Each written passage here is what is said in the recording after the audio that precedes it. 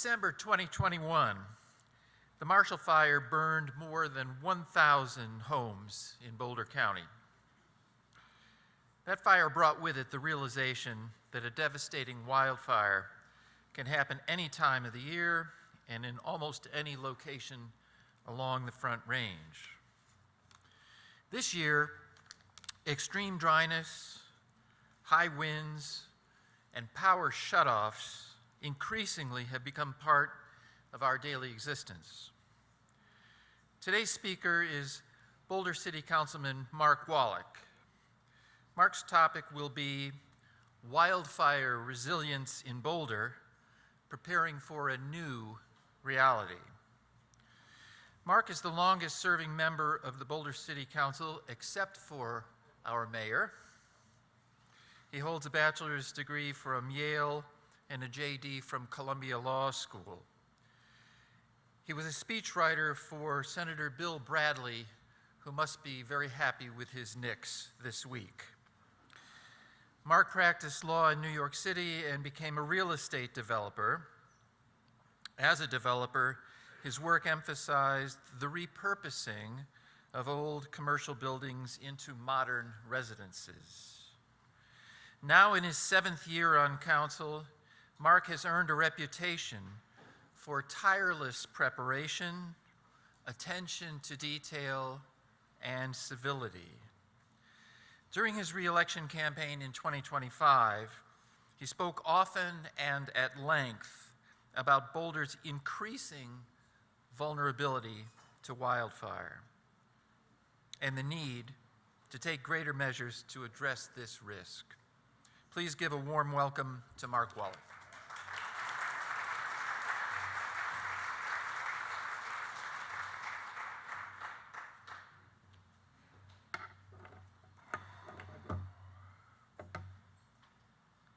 Good afternoon.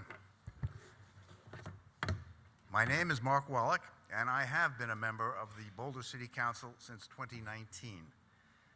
We're not going to discuss today what this says about my judgment. I want to thank you for inviting me to dine with you today.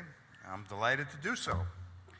But I have also been informed that I have to sing for my supper, in this case by speaking to you about one of the most significant issues affecting the city of Boulder, the new reality of the heightened dangers of wildfire to our community, and the steps that both our government and our citizens can take to reduce risk and to make our community more fire resilient. As May was National Wildfire Awareness Month, this topic is particularly appropriate today. Wildfire in the Mountain West has always been a reality, but the issue of catastrophic wildfire danger is relatively new to our community, at least in the present context, where it is recognized as a subject of fundamental, primary importance. The explanation for this is simple. The Marshall Fire of December 2021 focused the collective minds of the community in a way that had never occurred previously. Fires in other locations, such as California and Hawaii, have contributed to this focus, but the Marshall Fire, a mere 7 miles from Boulder, was something new and potentially representative of a new normal. There we go. That fire resulted in the death of 2 individuals, the evacuation of 37,000 residents, and the destruction of 1,000 homes and 30 business buildings. The monetary loss was over $2 billion. Surpassing even the flood of 2013, this was the most calamitous natural disaster of our lifetimes. The lack of a winter this year and the general drying out of the West have contributed to this sense of urgency. This next slide will show the pattern. Temperatures are rising, and the number of high fire risk days is increasing at a rapid pace. Our snowpack is declining, and who knows how much water we stand to lose when the 7-state Colorado River Compact, which determines our share of the water from the Colorado River, is renegotiated. The only certainty going forward is that there will be more people sharing less water in a drier and hotter environment. It is no longer possible to run and hide from the implications of climate change and our vulnerability to those changes. Many of you know the acronym WUI. Who does not? Okay. Well, the WUI stands for the Wildland-Urban Interface. It is that part of Boulder that is most vulnerable to the threat of wildfire. Less commonly known is that the current definition of the WUI now encompasses approximately 16,000 structures, a significant portion of the community within its boundaries. I think we have a slide on that. Yeah, there are some boundaries. You no longer have to live on the border of open space to be vulnerable to the threat of wildfire. In fact, you do not even have to live within the boundaries of the WUI to be under threat. I want to address this topic in 3 sections. First, to discuss the nature of the threat to Boulder. Next, to discuss the steps that government has taken or may take to address the issue. And finally, to briefly discuss what we can each do as private citizens to protect our homes and our families from this threat. So let's begin with the first topic. We are blessed to live in this community at the foot of the Rockies and immediately below the Flatirons. Through the pioneering work of far-sighted residents, such as the invaluable Ruth Wright, we have taxed ourselves to surround Boulder with 47,000 acres of open space, imposed height restrictions to promote our ability to view the Flatirons, and imposed a blue line above which development cannot occur. As a result, more than 6 million people each year visit our open space, more people than annually visit Yosemite, Rocky Mountain, Yellowstone, or Grand Canyon National Parks. This is our slice of heaven. But what makes Boulder special, even unique, the reason so many of us choose to live here, is also the source of our danger.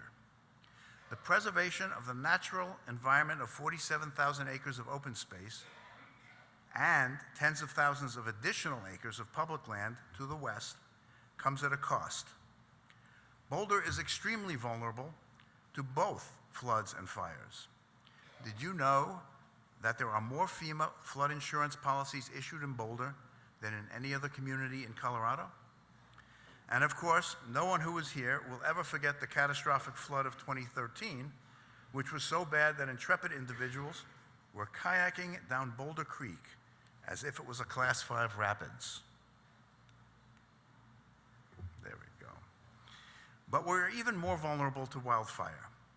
Because we are at the base of the foothills, are surrounded by wildland, and frequently experience extreme winds, Boulder is among the highest wildfire risk communities in the nation. The risk is so extreme that many homeowners have found their homeowner insurance policies canceled as insurers move to lessen their exposure to large payouts. Our danger begins with our aging electrical infrastructure, some of which is more than a century old and can lead to utility-ignited wildfire, such as from downed power lines. In fact, Boulder has now surpassed all other XL-served communities in terms of our outage frequency, and we are among the worst for weather-related outages and outage duration. An unfortunate side consequence of this vulnerability is that XL, having had enough of the financial liability they incurred in the Marshall Fire, has now instituted a policy known as PSPS, Public Safety Power Shutoff. And Boulder has experienced 4 PSPS events since March of 2024. When conditions warrant, in their judgment, XL simply turns the power off in the areas they deem most threatened and at risk of fire. The problem is that to shut the power off is the matter of a flick of a switch. To turn it back on is a matter of days. For the elderly or those relying upon specialized medical equipment for their survival, this can be catastrophic. Our businesses, particularly restaurants, can suffer a great loss of inventory during these events. Unless we harden our community against wildfire, we can anticipate that the PSPS event will become part of our new normal. Now, to their credit, Xcel is making capital investments to harden the system with targeted undergrounding of wires and power lines, replacing poles with stronger ones and covered wires, and increasing the amount of safety protection devices. At this point, 60% of our electric wires are now underground. Unfortunately, this leaves the remaining 40% running through our open space and serving our homes where they are vulnerable to the wind and snow conditions we customarily face. And the undergrounding of those wires is a project that will take many years. In addition to the possibility of wildfire resulting from our aging power infrastructure, we are one carelessly thrown cigarette on Davidson Mesa from a conflagration. The threat of human-ignited fire can be reduced, but can never be eliminated.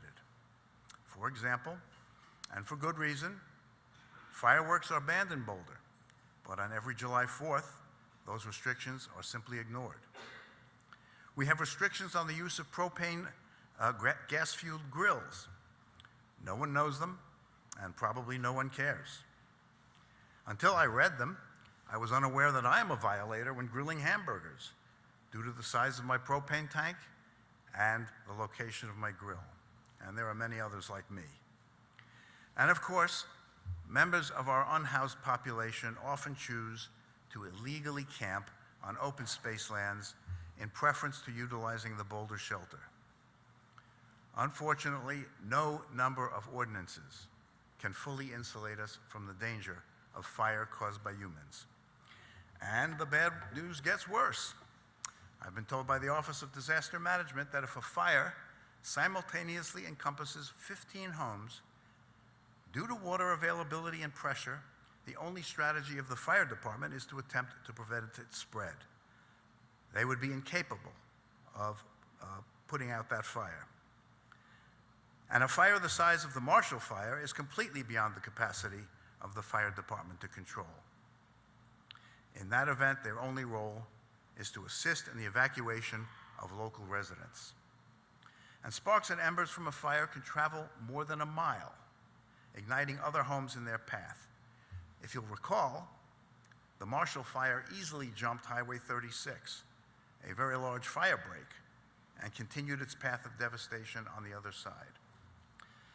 So, other than moving to Omaha or Alamosa, what is to be done? Well, I did not come here today merely to ruin an otherwise pleasant lunch with tales of gloom and doom. There's more to the story, which I will now discuss. As a member of the City Council, I am often approached by constituents who essentially say, here's my problem, what are you going to do about it? That is known as community engagement in its most direct form. Well, in terms of hardening our community against wildfire, your government, especially the staff of Open Space in Mountain Parks, or OSMP, and whose director, Dan Burke, is with us today to actually answer questions, has been extremely active in addressing the problem. Wildfire resilience has become a major priority of the City Council, the City Manager, and all of the professionals in open space, the fire and police departments, and the Office of Disaster Management, among many others. All of these departments have focused on creating a safer, more resilient community. First up is dealing with our favorite utility provider, Xcel. As I noted previously, Xcel is making substantial capital investments to improve its aged, unsatisfactory infrastructure. They have agreed to prioritize and accelerate the hardening and undergrounding of 5 feeder lines serving Boulder. This will both reduce the risk of outage in the community and enable us to avoid a very significant multi-million-dollar upgrade to back up the city's wastewater treatment plant. The City Council has adopted as one of its 2026 priorities power, reliability, and resilience.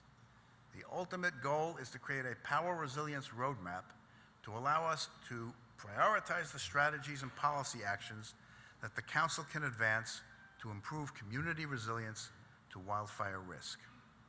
Now, there are numerous strategies under consideration by the Council, to achieve greater resilience in our power system. Among them are the following: increased grid sectionalization to limit the geographic reach of outages and minimize PSPS events. Reducing the impact of outages by implementing any or all of the following: deployment of solar and battery storage systems for homes and businesses, development of microgrids to support critical infrastructure, expanding access to backup power to the community through incentives, rebates, or financing mechanisms, expansion of community resilience hubs, that is a place to go to be able to find shelter, get power for your phones, and generally be free of the impact of a fire or a PSPS event. Targeted support for medically vulnerable residents or those with limited mobility. Business continuity resources, particularly for small businesses. This is just a small part of the strategies that are under consideration, but I also want to shout out to our open space staff who are well beyond considering strategies. They are already at work shaping our open space so that it is hardened against the threat of wildfire. Now, I was told that if my presentation goes on until dinner time, I'm buying. So I am not going to attempt to discuss everything open space is doing to protect our community, but let me mention at least a few of the actions that are currently being undertaken. OSMP is undertaking extensive thinning of forest in high-risk areas, such as Shanahan Ridge, Sanitas Valley, and Flagstaff Road. Perimeter mowing of grasslands at the western edge of town has created 4 miles of 30-foot buffer strips in critical areas. And how about this one? Targeted cattle grazing on over 500 acres of high-risk areas to control invasive grass. This program was actually essential to controlling the 2022 NCAR fire.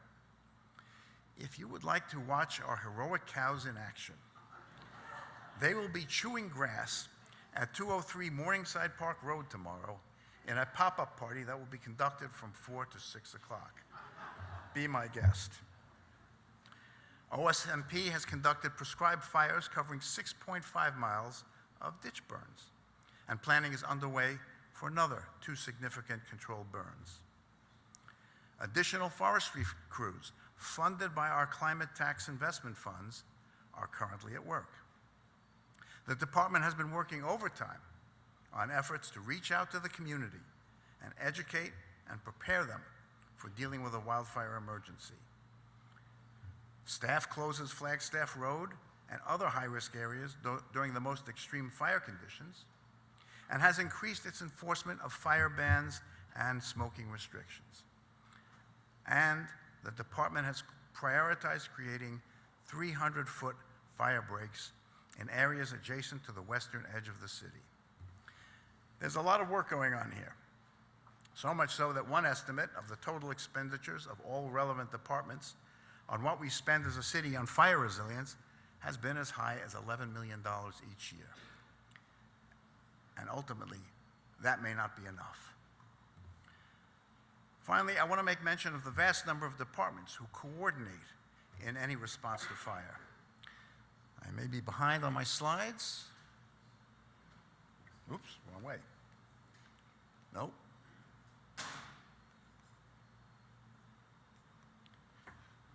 I am not getting, there we go. There we go. Take a look at the chart. It is the coordination of all of these departments and agencies, and there's another slide, I think. There we go. It is the coordination of all of these departments and agencies that make our response to wildfire swift and effective. And we can routinely call upon firefighters from neighboring counties and states when the need arises. Coordinated by the Office of Disaster Management, we can put every resource at our disposal against a wildfire in the shortest time possible. ODM plays a critical role in coordinating the many, many agencies that are called upon in the event of a wildfire. We have a sophisticated, integrated network of agencies ready to respond whenever the need arises. Now that I've discussed the nature of the problem and what the public sector is doing to address it, I want to conclude by discussing what each of us can do to protect our homes and our families in the event of a wildfire. Many of you will already have extensive knowledge of these protective measures, but for those who do not, I want to review them now. First, how many of you keep a go bag in your house ready for immediate use in the event of an evacuation? Well, that is a bit disappointing. Please remember that unlike a flood, a wildfire can be upon you very, very quickly. You will not have time to sort through your clothes, assemble your key papers, and pack your electronics. A good portion of Boulder is in the WUI, and anyone in the WUI needs to be prepared. Put that go bag together and stick it in a closet. If you ever have the need of it, you will be grateful it is there. In addition, have you considered your evacuation route, if necessary? An approaching wildfire is not the opportune moment to decide how you plan to drive to safety. Know how to evacuate before you get into the car. Where are you headed? How will you get there? How long will it take? And what is your alternative if you cannot get out by your chosen route? Now let's talk about the defense of your home. There are steps you can take to make your home more resilient to wildfires. They will not fireproof your home, but they will substantially increase its resistance to fire. Again, these are actions that many of you know and may even have implemented, but they warrant repetition. First, cover your external vents with metal mesh. A large number of homes are damaged and destroyed from embers entering the home through external vents. This is a reasonably cheap and easy step to take and is extremely useful in protecting the structure. Next, create a 5-foot barrier around your home using material that is not flammable, such as decorative stone, not flammable wood mulch, and remove any remaining vegetation within that barrier. That barrier is very useful if your home is sided with flammable material. Then, limb up your trees to a height of at least 6 feet, higher if possible. This will make it less likely that they will ignite. And cut those trees back so that they're at least a few feet from your house. If they're touching the house, they are way too close. And many of us have wood fences touching our homes. If possible, replace at least 8 feet of the fence nearest your house with a fire-resistant alternative, removing the portion immediately adjacent to your structure. There are a variety of possibilities for such replacement, up to and including wooden metal fencing, the cost of which, and I can say this from direct experience, will make you gasp. But there are alternative, more cost-effective materials that can be used for this purpose. And did you know that the city maintains a list of fire-resistant plants and trees for when you landscape? That list is available to all in a handout we will be providing you today. And for the grand finale, consider removing your junipers. Do you know what firefighting professionals call junipers? Gasoline on a stick. They are extremely flammable, containing resins that can easily burst into flame. I know this is difficult. Many of us are reluctant to remove trees of any size. But if you take a walk around Devil's Thumb, for instance, you'll find any number of wood-sided homes with large junipers right up against the structure and touching the eaves of the house. There's a technical term of art for describing a home like this: kindling. At the very least, cut back your trees to ensure that they are several feet from the structure. And a bit of good news: you can have a Boulder Fire and Rescue Department professional come out and assess your home for its resilience to fire. There's no cost for this service, and you will have a much better idea as to the status of your home's vulnerability. Even better, the city maintains a program to reimburse residents who perform fire hardening work for expenses of up to $2,000. Now, as no program in Boulder can be initiated without the proper acronym, this one is known as WRAP, or Wildfire Resilience and Assistance Program. And to ensure that you do not leave empty-handed, we have prepared a sheet with the information needed to access these programs. I urge you to take advantage of both the free home analysis and the WRAP reimbursement program. The WRAP funds are not unlimited, so I suggest a prompt application. And while I'm certainly not endorsing this, there are private companies who will come in and create defenses for your home, such as automated rooftop watering systems that will turn on and make your home less flammable to an oncoming fire. There are also firms specializing in fire-resistant landscaping. The private sector has at least understood the nature of the threat, even as they seek to profit from it. Now, none of this will guarantee that your home is fully protected. No one can make such a guarantee. And many of these actions cost money, and most of us operate on a budget.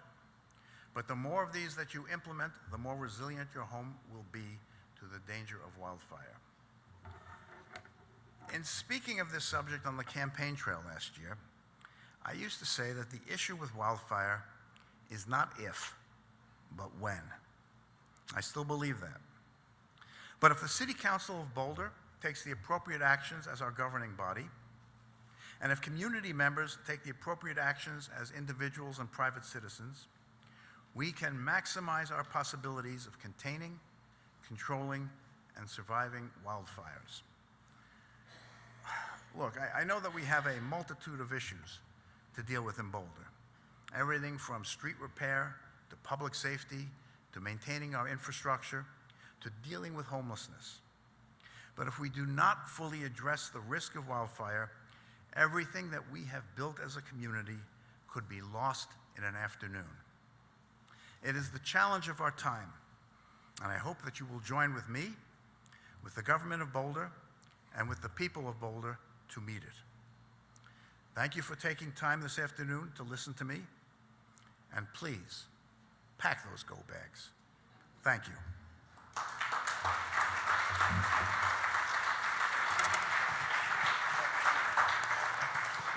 Sir, Mark, thank you. We have my answers to questions, and then we have Dan Burke, who can give you accurate answers to questions. So, but let's try hands, the everybody. questions first. All right. I'm sorry, I'm having trouble getting to everybody. There you go. Thank you. Okay, so thank you for speaking to our club. So you alluded to the, I was thinking after the record low snowfall that we've had this winter, and you alluded to the, if the fire service loses water pressure, I recall back in 1666 at the Great Fire of London, one of the solutions was to just blow up the houses downstream of the fire. I don't know whether that's a suggestion, but or maybe they could just lob a few junipers over the fence. But but my question is, after this winter, how close are we to the fire brigade losing pressure to put out a fire? Dan, do you have any specifics about that? Yeah. Okay. Yeah, that's a great question. Dan Burke, Open Space Mountain Parks Director. My understanding is that for the city to reach a situation of severe anxiety about drought, it would take a multiple years. So for this year, I think our reservoirs are sitting okay. I think the city of Boulder is in decent shape to weather this year's drought. I think the issue would be as if it continued and we doubled into a back-to-back year of this type of situation. Then at this year we would be sitting at a more heightened concern. But my understanding from the utilities department is that our reservoirs are at a good level. The agricultural irrigation situation right now is a little bit different. There's going to be less water definitely out in our fields this year. But in terms of our domestic water and our reservoir situations, we're okay this year. But we're not okay for too many more years to come if this continues. So a lot of evacuation routes have been deliberately slowed down I think, to protect bicyclists, and the no turn on red signs have become quite prolific around here. I wonder if there's a special way that all of that disappears when there's a fire.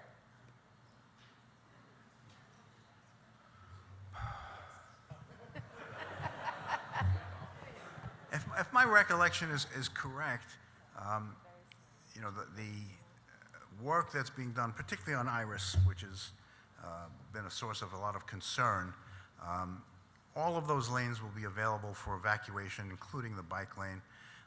We have been told that there's not going to be a major impact on evacuation. I really don't want to test it, but that is what we have been told. Yeah, I was really thinking specifically of things like no turn on red signs that most people, I think, would ignore if they were being followed by a fire. But what if someone didn't? There should be a way of turning them off. I think you will find that there will be very few people adhering to no turn on red signs in an evacuation context. People want to get out. Excuse me. After the Marshall Fire, I was without electricity for 37 hours, and then shortly after that, I read that nationwide in the prior 10 years, that there were twice as many outages and it was taking twice as long to fix each one. That inspired me to get a whole house, a full house generator, which is hooked up to natural gas. Now, I understand that you can't hook up to natural gas anymore. So if somebody wants to get a backup generator, does he have to get a solar battery? How does he power it? We do have restrictions on the types of generators that can be used. I can only give you a personal opinion. That's something I'd like to revisit because we've had letters from people who are older and cannot afford high-tech backup generators and would like to have a gas generator for their protection. I think that's something we ought to be looking at, but that's not our current policy.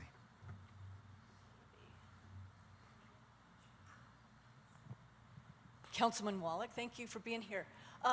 In the beginning of your presentation, you talked about aging infrastructure and Excel, and I just wondered if the issue of Excel undergrounding lines, is that a part of a solution long-term that Excel's going to invest in, or what's their strategy? Well, Excel was recently approved for about $2 billion statewide in infrastructure improvements, of which we may get up to, and I don't think the number is clear yet, but we could get up to $500 million of that in the area.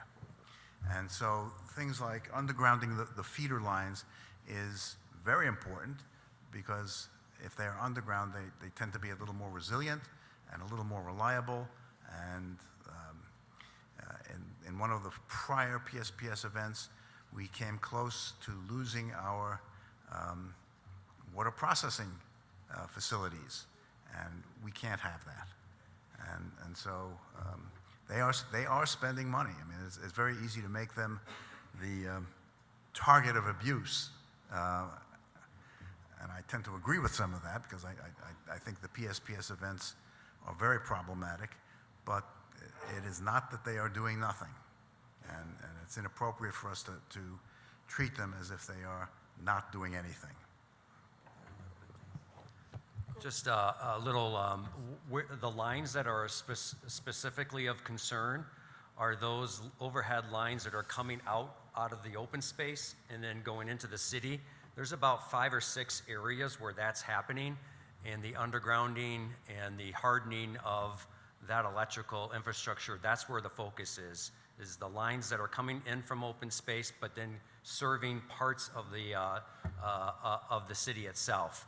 And like I said, there's a few locations, those are circled, and those are where the height of the sort of resources are going to be put towards.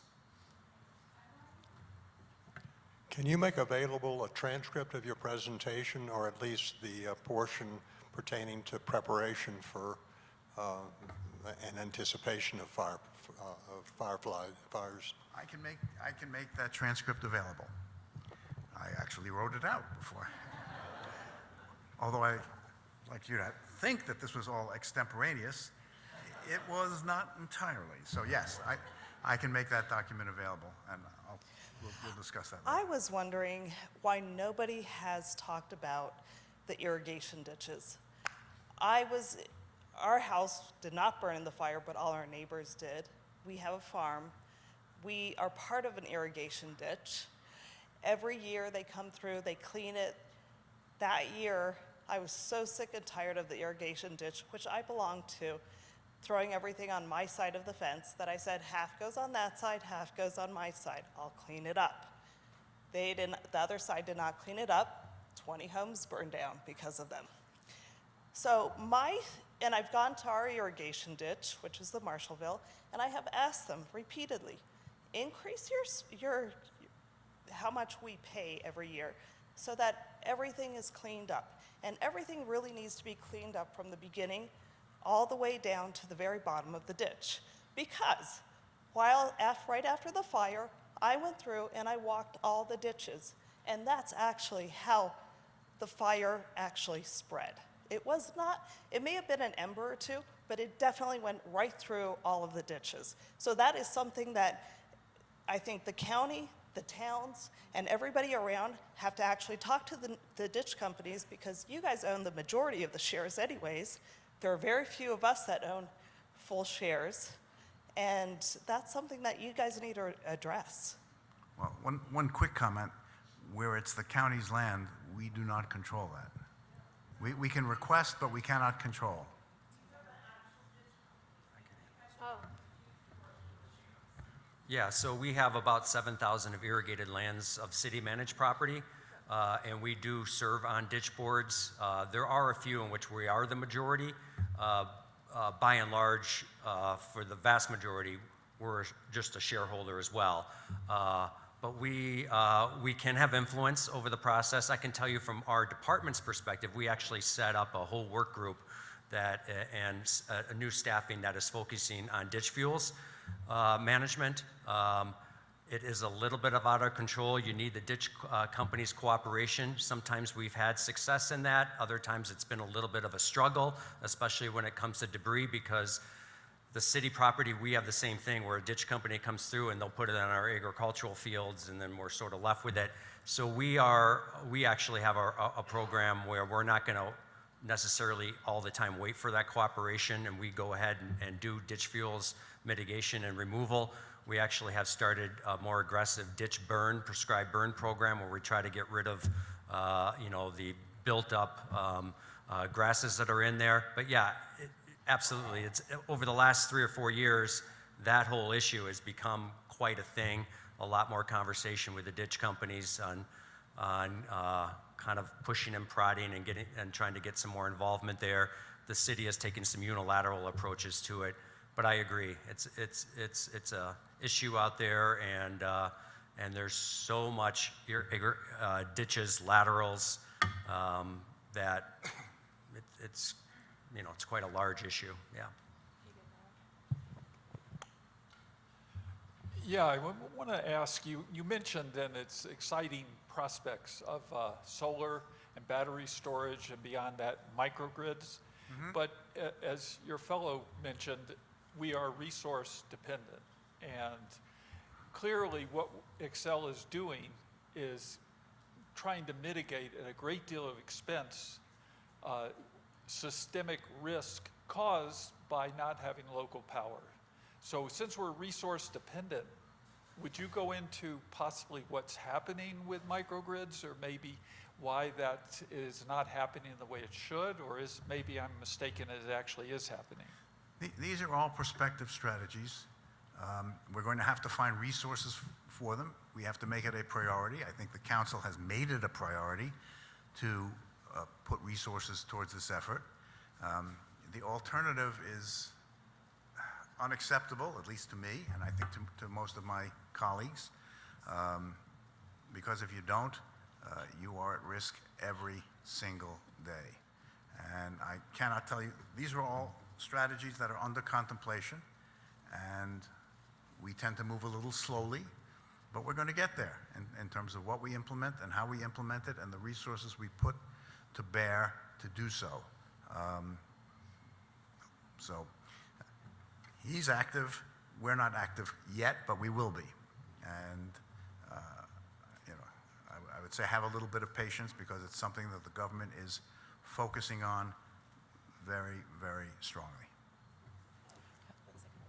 This is going to be our last question.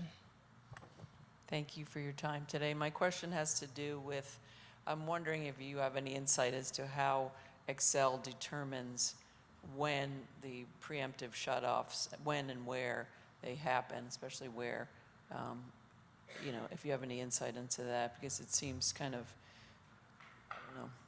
I'm not sure I have an insight into anything Excel does, but I will say that our city staff, from the city manager on down, worked with Excel in the last PSPS event and got them to shrink the area that was going to be impacted. And part of it is they're an enormous bureaucracy, and they just look at the map and go, "We'll take all of this." And we were able to convince them that no, not this area, not this area, not this area, and they made that PSPS event much smaller. In terms of the criteria, they're relying on weather forecasting. They're relying on fuels, dryness in the area. So there are some criteria for them that once those things are hitting a certain level, that they start to contemplate that. I think what the city has been asking is we need lead time. If you think that this is in your contemplation, or try to give us as many hours ahead of that time to be able to prepare and to be able to help mitigate and be involved in exactly those areas, again, where they're concentrating on are those lines that are most vulnerable, are coming in from the unbuilt environment into the built environment. And those tend to be the lines that tend to get the look at. But yeah, National Weather Service modeling is a huge one of what they're looking at. And if they're forecasting, 60, 80, 100 mile per hour winds, that's going to get their attention. Mark, what an excellent presentation.